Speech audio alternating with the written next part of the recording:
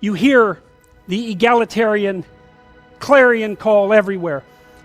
Everything should be equal. Everything should be equally distributed. We should strive for equity. It's like, wrong. Especially if you're a conservative. Wrong. What we want are just hierarchies of competence. Not everyone's a neurosurgeon. You know, if your father has a brain tumor, you probably want a hierarchy of competence for neurosurgeons, so you can pick the one that's the best, so that he might not die. That's what a hierarchy of competence is for. For the postmodernists, there's no hierarchy that isn't based on power. Well, because they think the world runs on power. And that's why they're willing to use power to get what they want, because it's the only thing they believe in. But a valid hierarchy of competence, it's, God, we need those things, man. We need the best plumbers. We need the best contractors. We need the best carpenters. We need the best lecturers. There has to be a hierarchy of quality, and not only so that we know who the best are and can reward them properly, but so that we can reward them so they keep being the best. It's like, you know, if you have a great educator, if you have a great leader, if you have a great thinker, you want to reward them so they keep thinking and they keep educating so they can tell you something. It's not a reward for their intrinsic being. It's a calculated move on your part to suck everything out of them that's valuable as fast as you can. That's what a hierarchy of competence is for. And the idea that hierarchies of competence don't exist it's so cynical. It's such a pathologically cynical idea. And it's actually quite patently untrue, because here's an interesting tidbit from the psychological literature. Let's say you want to determine what the best predictors are for lifetime success in a Western society. Well, what would you hope for? How about intelligence? There'd be a good one. Let's hope the smart people occupy more positions of complexity, right? Because they're smarter. Would you want it any other way?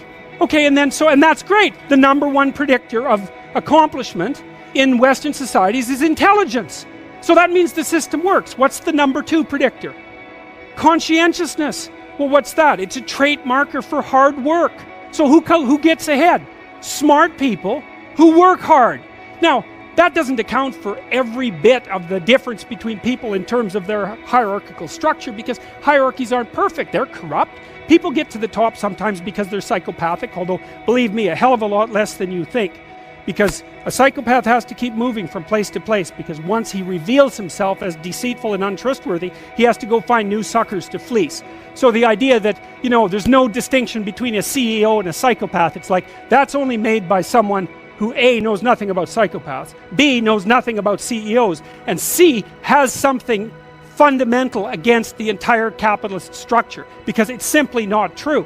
Corrupt, sometimes, greedy, sometimes, short-sighted, sometimes running companies that are doing their best to auger themselves into the ground, and so, you know, it's bad people running a dying organization. But generally speaking, it's not the case. Our hierarchies of competence are reasonably functional, and not only are they functional, they're valuable. We need to know who the competent people are, and we need to reward them. And even more importantly, we need to tell young people, hey, there's some hierarchies of competence out there. Like 1,000 of them. Go be a plumber, man. But be a good one, you know? Be an honest one. I had a plumber once, you know. It was the night before we were putting drywall in our house. We were redoing a house, and he had put in all the plastic piping, you know. And I was going to test the joints. They're supposed to be glued together with this pipe glue, right? And I told him I had to test the joints, and he said, well, you don't have to test my joints, they never leak. And I thought, yeah, that's okay. How about if I test them? So I went up on the third floor and filled the pipes with water, capping them in the basement like you're supposed to. And like half an hour later, I had 2 inches of water in the basement. There were 30 leaking joints. And that was the night before the drywallers were supposed to show up. So he wasn't particularly competent. That's the point of that story. But even more so, he had put a bunch of the plastic pipe outside where the drywall would be, so it would have been sticking through the wall. So I spent a frenetic night, you know, sawing through plastic pipe and re-gluing joints so that the drywallers could come in. What's the point? If you're going to be a plumber, man, be a good plumber, because otherwise all you do is go out there and cause trouble. We don't need people to cause more trouble. We need people to solve problems.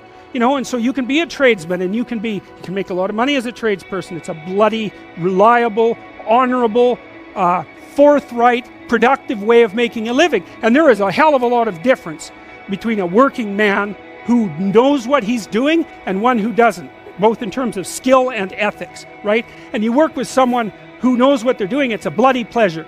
They tell you what they're going to do, they tell you how much it will cost, they go and do it, it works, and you pay them.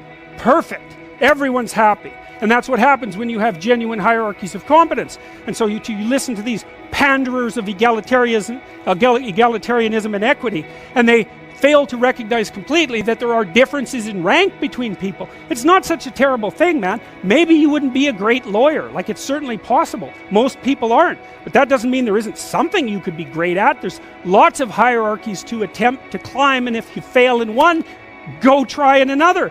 But the point is, you're still trying to aim for the top, and what the hell are you going to do if you don't try to aim for the top? You know, flap about uselessly and whine about your life? It's not helpful.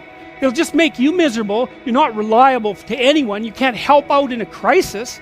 It's like, so you tell young people, and this is another message for conservatives, like, I don't care what you're going to do, but go out there and make something of yourself for God's sake. Be an honest person and work and get to the top of whatever it is that you want to get to the top of. You know, and stand up for yourself like a respectable human being and be a bit of a light on the world instead of a blight. You know, and you can tell young people that, and they haven't been told that by anyone now. And so the young men are so hungry for that it's painful to watch. They're so relieved when someone finally comes up and says, hey, you know, you get your act together a bit, discipline yourself, see if you can learn to tell the truth, concentrate on something for a year or two, you could be a bloody world beater. They think, really? That's possible? Wow, that would be interesting. That might make life worth living. It's like, yeah, it might. So why don't you go do it? That's what the damn universities were supposed to be teaching people, and they've forgotten that. I went to Harvard a month and a half. I used to teach there, and I talked to a bunch of students, you know, and I told them, it's not easy to get into Harvard, you know. Like, you're a valedictorian if you're at Harvard. And not only are you a valedictorian, you're way better than most people at least 2 other things, or you don't get in.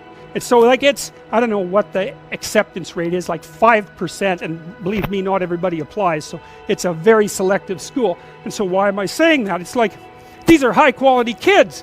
So I told them what I just told you. It's like, here you are at Harvard. It's like, get yourself educated, man. Read some books, learn to talk, learn to think, make yourself into something. Get the hell out there and make the world that put you here happy that you were put there in that great institution.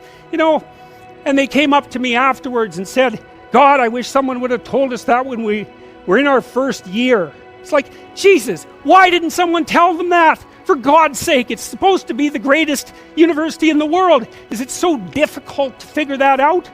Well, it is, if that isn't what you want to have happen in the university. You want to make cringing milksops who whine about being victims while they're going to Ivy League institutions.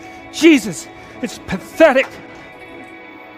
The question is, how do you differentiate the utility of behavioral / psychotherapeutic treatments for conditions like depression versus medical treatments? Okay, so the first thing I would say is, don't underestimate the utility of medical interventions. Depression is a catastrophe. It carries with it a very high suicide rate. And it also levels people out, and it's really hard on their families. And so, and it's physiologically extraordinarily damaging. And so, if you're in a depressive state and it's severe, you can try an antidepressant. You'll know in a month if it works. If it works, well, maybe it'll help you get your life together. Like, we could say, well, maybe you're depressed because your life isn't very well together. Could be. Sometimes people are depressed, their life is just, it isn't fine, because no one's life is fine. Everyone's life is a tragedy. But sometimes people have their lives in order as much as you could expect anyone to have. They have friends, they have an intimate relationship, they have a career that they like, you know, they're qualified, industrious people working hard on what they're doing and really playing a minimum number of games with themselves, and they're terribly depressed. Antidepressant, man, sometimes that will just fix it. And so hooray, like, you're a biological entity. If there's something out there that can help you strengthen yourself so that you can prevail, great. And you know, people, you hear, everyone takes antidepressants, you know, everyone's taking them. It's like, no one takes those bloody things without serious consideration.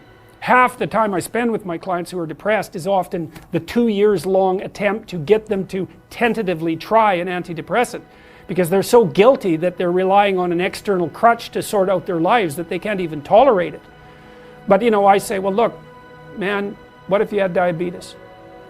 You're not going to take your insulin? It's like you got stressed, you blew out at your weakest point. That's what happens when you get stressed. If there's something out there that might help you, it's like, try it, for God's sake. You'll know in a month, and you just stop if it doesn't work. Now, having said that, you want to do a multidimensional analysis. It's like, well, do you have any friends? Do you have an intimate relationship, or are you pursuing one? Do you have a reasonable career? Are you as educated as you are intelligent? Do you have something useful to do with your time outside of work?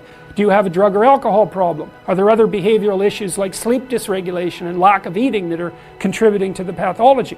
You want to differentiate all of that, and wherever you can make a behavioral intervention, so much the better. But sometimes too, you're dealing with people whose lives are so wrecked that they don't even know where to start. They're different than the ones who have everything in order, say. And you say, well, try this, man, maybe you won't cut your throat in the next month, because if you're dead, it's going to be hard to work with you. And medical interventions, anything. If you're sick, you do what is necessary to get better, and you leave your pride behind if you have to. And that says nothing about the utility of the behavioral interventions. You want to hit the problem with everything you have at your disposal. But some antidepressants, especially for people whose lives are together and who are depressed, antidepressants can be absolutely miraculous. So, when you hear about the clinical evidence in their favor being iffy, and that's partly because the diagnosis of depression isn't very well formulated. It's very different to have a terrible life than to be depressed. And antidepressants can only help you so much if you have a terrible life. So